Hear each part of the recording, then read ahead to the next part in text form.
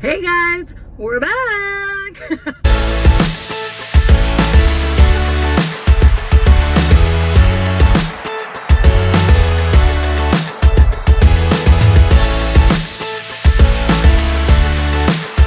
Been gone for a hot second, but don't worry, we will catch you up, but that is not the purpose of this video. The purpose of this video is to do a deep dive into our experience with Sora Schools, and that is because one of the biggest obstacles, hurdles, things we hear talked about in the online full-time family communities has to do with education for kiddos. That was probably our hardest decision. It actually took longer for us to settle on our school choices when deciding to go on our RV trip than to lease out our house.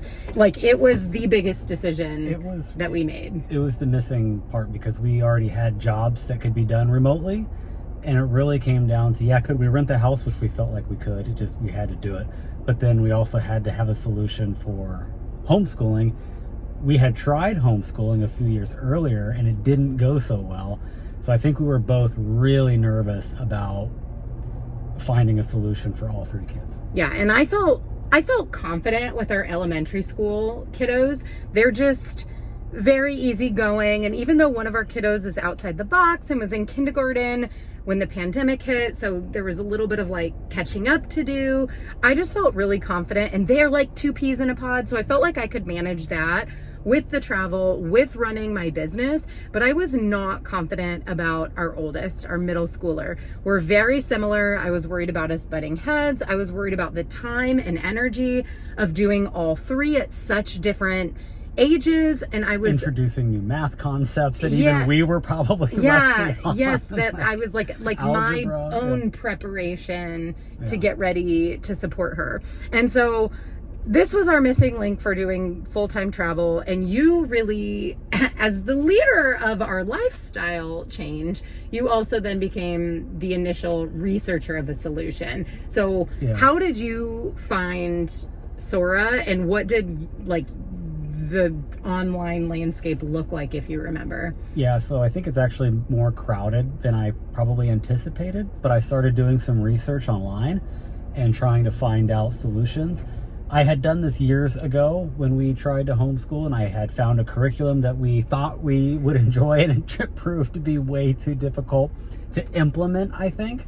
So it felt like doing our big mistake with homeschooling the first time was we were trying to replicate school as we knew it, instead of fixing some of the things that I think are wrong with the traditional school system. We tried to take school and bring it home. Yes. Is what we tried to do. Yes, and it didn't work.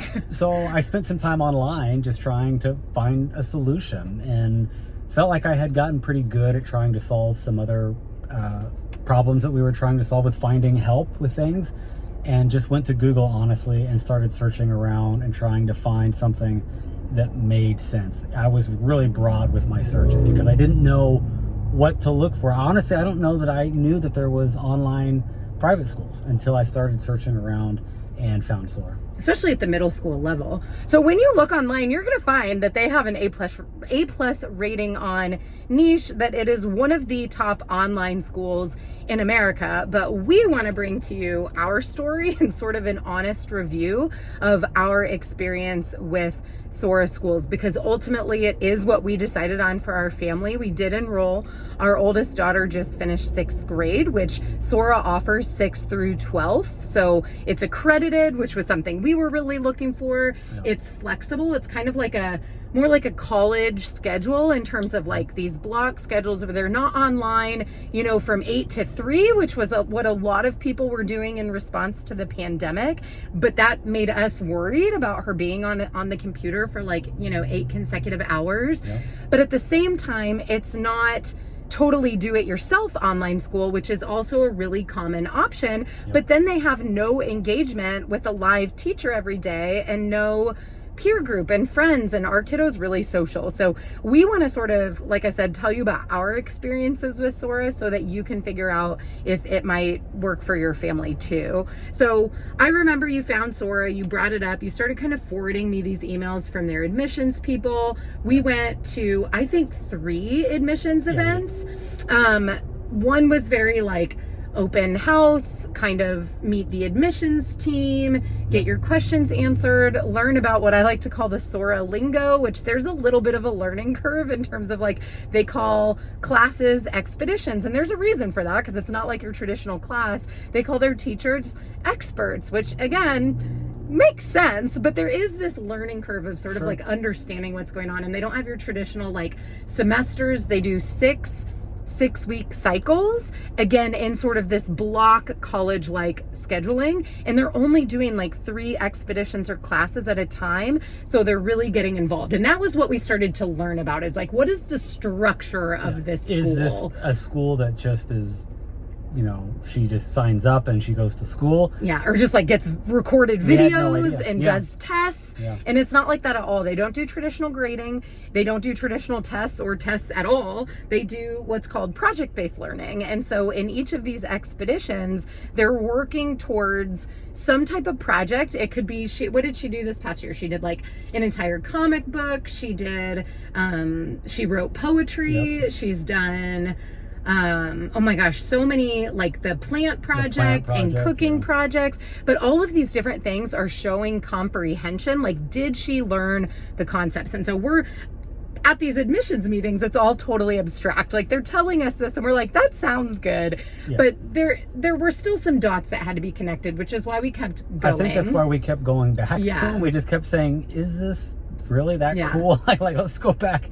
So yeah, we did 3. And then she did a shadow day. I don't know if they call them shadow days, but like they go as a student, and so she got to go and participate and see kind of what it would be like. And she really liked it. Yeah, we wanted Daphne's buy-in. I think once we had our initial conversation where it's like, this feels like the right direction, it then became, okay, will Daphne have buy-in? How do we get her excited about it? Correct. And I would say at that point, you both, Daphne she's a preteen. She was resistant to going on the RV trip at all, but she liked her experience with the school. And so that was not the objection. The objection was always that we were leaving her friends, which I think would be valid for anybody at her age. You had found it, and I think you were pretty bought in.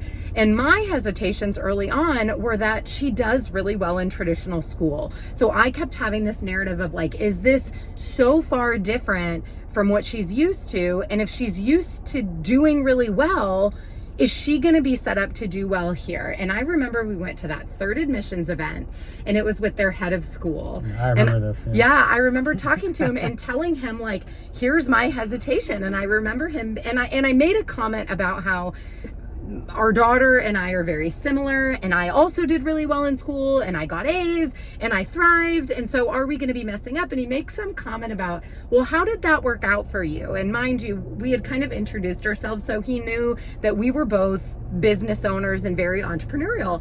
And I kind of thought about it, and I was like, yeah, it was that traditional, like, I was trained to be an employee, like, go to school, take a test, memorize the information, get an A, go to the next level, college, do the same thing, get a job, go to your job, and be a really good employee. And that's my story. Like, in my mid-20s, when we started having kids, I was like, this is not what I want my life to look like. And now we're way far past that. But I remember when the head of school, Chris, said that to me, it all clicked, where I was like, wow, I don't want to keep my daughter in this box just because she's doing well, because I don't want her life to be lived in this box. I want to give her more opportunities. So from there, we went through the admissions process. Yeah. She was accepted, we enrolled, and then kind of took the summer off. But then once we got into school, what were your first observations of Daphne once Sora started? Yeah. And I think there was still somewhat of a learning curve when we first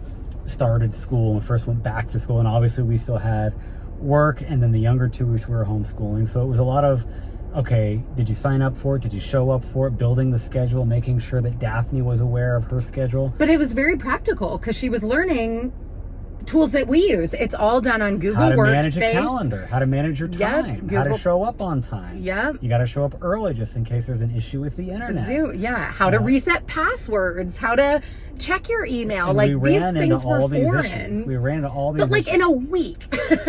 Correct. But now Daphne, I think, is very self-sufficient and can help anyone with any of those issues, like Yes. resolving an internet issue or a password issue. Absolutely. Making sure she shows up on time, getting out in front of her schedule, knowing what classes she has in advance. So we really tapping into settled those in. like executive functioning skills pretty early on. Honestly, things that she wouldn't have had to utilize at another school where she's handed a sheet of paper saying, And they're told what to do. go to the next classroom. Yeah. Go to this classroom. Yeah. Go to this classroom, and it's the same all year. All the time. Yeah. Yeah.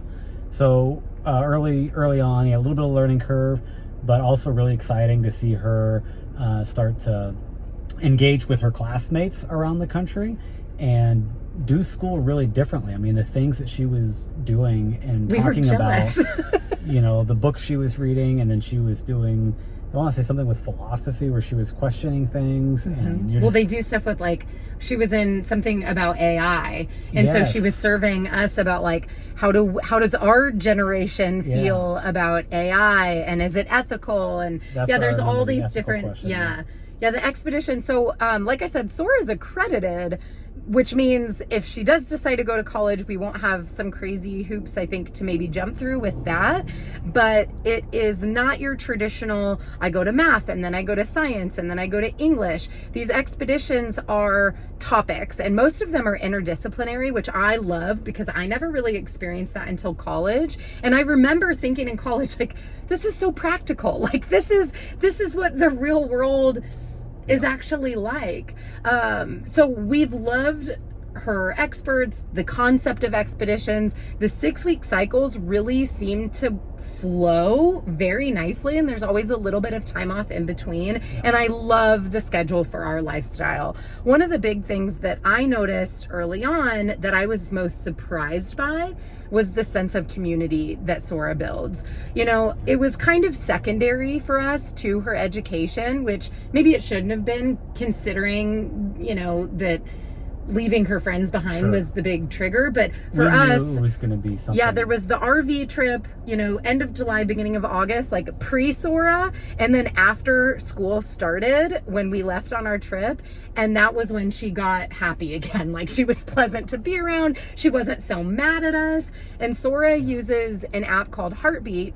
Our daughter doesn't have a phone. We don't let her do social media yet, but Sora monitors this Heartbeat channel with all of its students. And so it's almost like their own little safe, private social media world where they're building community. And I would say by week 2, she was like on there joking and sharing like a memes. meme of the day. And then she wants to bring us into it, which actually, that's another thing I think has been really different about Sora from public school, is she wants to show us what she's working on because she's really excited about it. It's not like, oh, look at this test that I finished. It's like, look at this book that I'm building. And she's excited. And so I don't know, I feel so much more involved in all of our kids' education. And obviously I'm homeschooling 2 of them, but I just feel like I have such a pulse check on what they're doing compared to any other year in their history. I think with traditional school,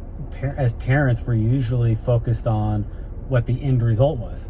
How did you do on that? Yeah, How was that class? How was your day? Right? Which is still fine. Yeah. And with Sora and this environment they've built online, it's more like, what's going on right now? Like, what are you looking forward to? What do you have coming up? What project are you working on? What are you curious about? Yeah, so it's not all about the final result and what happened. It's how is it currently going, and then we get to see it play out every day. One of the other things, I mentioned community, but one of the other things that has really been amazing for us with Sora that I think is very, very different than what our life would have looked like if she went to a traditional middle school has been leadership opportunities. Our kiddo struggled with a little bit of bullying and getting picked on, very high emotions when she would leave school, and not the positive kind. And now we just started summer break. She's literally devastated that school's out. Like, she can't wait for school to begin again because she misses her friends and her teachers. But something that Sora does in between its block scheduling throughout the week is a club day. And these kids get to pick activities and topics that they're interested in. They've had a Minecraft club, Roblox. Daphne did the Greek mythology club. Yeah. They've done reading and cooking clubs, and they get to vote on what they want to do, and then they get to create what the club is. They're not led by experts, they're student led. They also do something called houses, which I can't explain without talking about like Harry Potter and like Gryffindor or whatever, but our kiddo was in Pegasus house, shout out, and they get an advisor, which is super cool, and that person stays with them all year and just kind of has their back and builds them up and, you know, kind of shepherds them through their Sora experience. But they also are with the same group of kiddos, and our daughter got to be one of the house leaders or house reps. And for me, maybe this was like triggering my own childhood stuff, but I always was someone who wanted to be a leader. And as an adult, I see myself as a leader, but as a child, I never really had those opportunities. I would run for Stuco and it would always be a popularity contest. And so I never got those opportunities as a kid. And I think Daphne's really similar. She did try out for student council in, I think, 4th and 5th grade and didn't get it, which there's lessons there too. It's not that we think everything should be handed, but there wasn't a backup opportunity to be a leader. Opportunity outside of that. That Right. was it. That was your level of involvement. So if you were a kid who was eager to be involved and plan and create and, you know, inspire other kids and you weren't voted, then you had to sit down and not do it, you know, and potentially wait.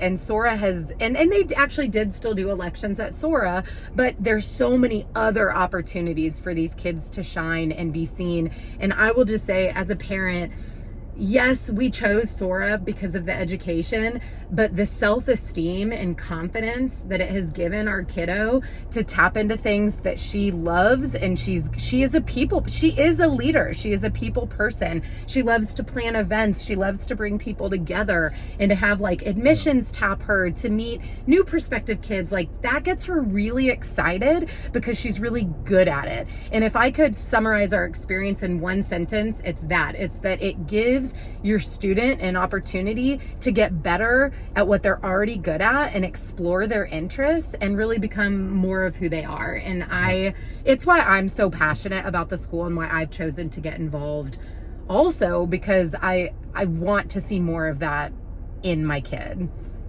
Absolutely. I think we knew, or we felt really confident when we signed up, that we had made the right academic decision when we set on our journey.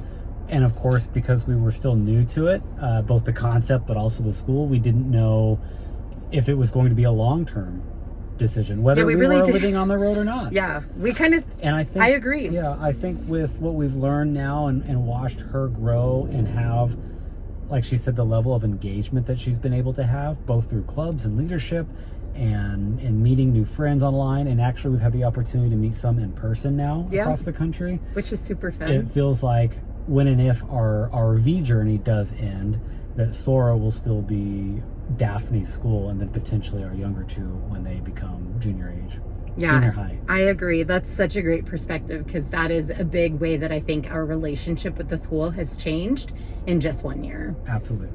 So if you are looking for an online solution for your middle schooler or high schooler, we really recommend that you guys check out Sora Schools. I'll put a link down below this video. It is a special link that the school gave me to be able to share with you guys that gets you to the front of the admissions line, basically. So whenever you're finding this video, they do end enrollment for the next year. They have a cutoff date, but they also do rolling enrollment, meaning you don't have to wait an entire nether school year. You just might have to wait till the end of a cycle to be able to get in. So we definitely recommend checking out the admissions process and just meeting with somebody and learning more about it. But this was our sort of hot take on Sora Schools and how it's really transformed our daughter's life.